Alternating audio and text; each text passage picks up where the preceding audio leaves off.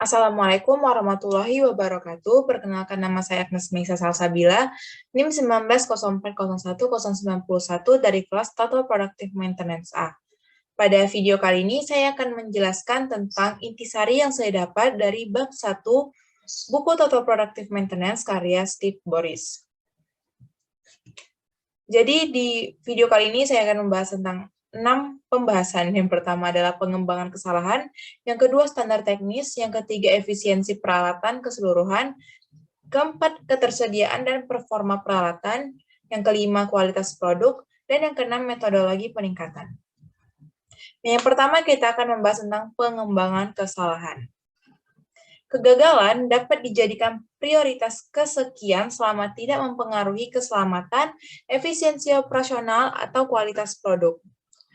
Untuk meningkatkan kecepatan manfaat dan efek positif dari TPM ini, kita harus menghapus kesalahan-kesalahan yang dapat memberikan efek samping pada 3 poin berikut. Apa saja poinnya? Yang pertama kita akan membahas tentang komponen-komponen OEE.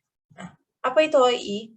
OEE atau Overall Equipment Efficiency adalah ukuran seberapa baik operasi manufaktur digunakan dibandingkan dengan potensi penuhnya selama periode yang semestinya. Berikut adalah 3 faktor yang mempengaruhi komponen OEE. Yang pertama adalah ketersediaan atau availability, yang kedua pertunjukan atau performance rate, yang ketiga adalah kualitas, quality rate. Nah, ketiga faktor inilah yang apabila terkena efek samping dari kesalahan-kesalahan, maka kesalahan tersebut harus dihapuskan dan harus diprioritaskan untuk dihapuskan. Yang kedua, kita akan bahas tentang standar teknis. Standar mencakup semua prosedur dan spesifikasi operasi. Seperti yang didefinisikan dalam RCM, ada 2 jenis toleransi. Yang pertama, spesifikasi absolut, dan yang kedua, spesifikasi yang dapat diterima. Saat memulihkan kondisi dasar seperti yang didefinisikan oleh TPM, maka akan ditargetkan nilai absolut dengan asumsi bahwa nilai tersebut benar. Kita harus memiliki cara untuk menggambarkan kondisi saat ini dari bagian manapun, termasuk bagian yang sudah diganti atau habis pakai. Jika tidak dicatat atau tidak digambarkan, maka kita tidak akan pernah memprediksi kapan akan terjadi kejadian yang tidak diinginkan, atau kapan barang tersebut menjadi tidak layak dipakai. Yang ketiga, kita akan membahas tentang efisiensi peralatan keseluruhan. Triknya adalah memastikan bahwa peralatan tersedia dan mampu menghasilkan produk berkualitas dalam waktu maksimum dan digunakan dengan benar. TPM memiliki ukuran untuk mempertimbangkan semua hal tersebut. Langkah ini mengakui bahwa kerusakan peralatan bukan satu-satunya sumber kerugian dalam suatu perusahaan. Memproduksi di bawah kemampuan atau memproduksi barang yang rusak juga merupakan suatu kerugian.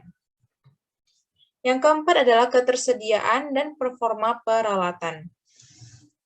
Perlu dicatat, TPM adalah teknik lintas fungsi, bukan teknik pemeliharaan.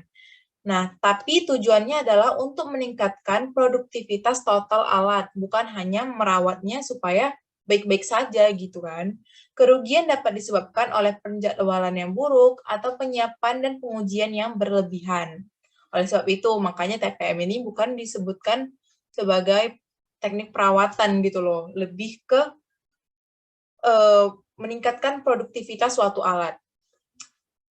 Ketersediaan peralatan ini sendiri dapat dirumuskan sebagai availability, total time available, dikurangi downtime, per total time available dikali 100.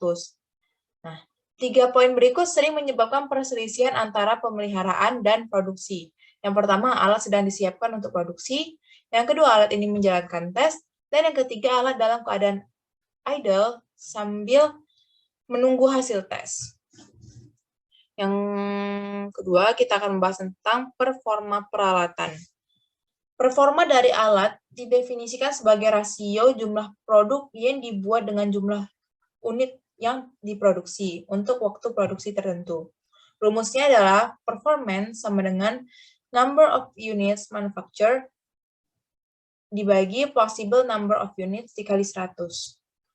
Yang kelima, kita akan bahas tentang kualitas produk. Yang dimaksud dengan mutu produk adalah di perbandingan jumlah produk yang dapat diterima dibuat dengan jumlah total produk yang dibuat dibuat dengan jumlah total produk yang dibuat, termasuk produk yang tidak dapat diterima. Rumusnya adalah quality sama dengan number of units produced dikurang number of defects per number of units produced kali 100. Semakin besar kemungkinan mesin gagal atau menghasilkan produk yang di bawah standar, maka semakin banyak pengujian yang harus dilakukan untuk menangkap kegagalan. OII adalah produk dari ketersediaan, kinerja, dan kualitas. Rumusnya sendiri adalah OII sama dengan availability dikali performance dikali kualitas. Yang keenam, yang terakhir kita akan bahas tentang metodologi peningkatan. Langkah-langkah peningkatan. Ada 7 langkah peningkatan. Yang pertama adalah mengidentifikasi masalah. Yang pertama adalah identifikasi masalah. Yang kedua, evaluasi masalah. Yang ketiga, temukan solusi akar masalah dan evaluasi biaya. Yang keempat, membenarkan pengeluaran. Yang kelima, merencanakan dan melakukan perbaikan. Yang keenam, konfirmasikan hasil perbaikan. Dan yang ketujuh, siapkan sistem pemeliharaan standar baru. Nah, itulah hasil presentasi saya hari ini. Apabila ada kesalahan atau kekurangan, saya mohon maaf. Terima kasih. Wabillahi taufiq wal hidayah. Wassalamualaikum warahmatullahi wabarakatuh.